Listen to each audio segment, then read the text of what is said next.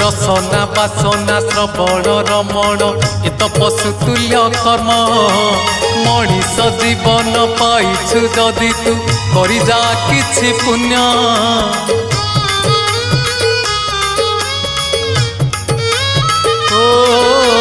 रसना बासना श्रवण रमण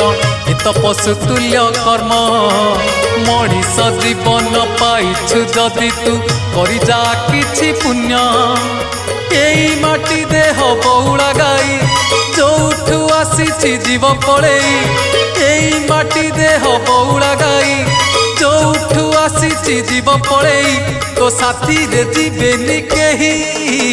ठीक जीवन तो सेई जिए प्रभु नाम धरे नाही ठीक जीवन तो सेई जिए प्रभु नाम धरे नाही।